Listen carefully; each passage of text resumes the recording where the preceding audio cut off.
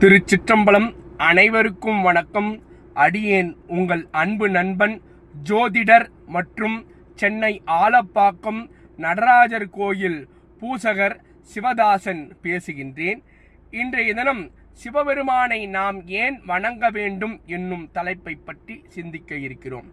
சிவபெருமானை வணங்குவதால் சிவபெருமானுக்கு எந்த பயனும் வரப்போவது இல்லை. ஆனால் அழிவில்லாதவரும் இன்பமயமானவருமான சிவபெருமானை வணங்குபவர்க்கு அந்த அழிவில்லாத இன்பத்தை அடைய அருள் புரிவார். உலக வாழ்க்கையில் பொருட்களின் மூலம் தோன்றும் இன்பங்கள் நிலையில்லாத சிற்றின்பம் ஆகும். ஆனால் சிவபெருமான் அருளும் இன்பம் நிலையானது, அது பேரின்பமாகும்.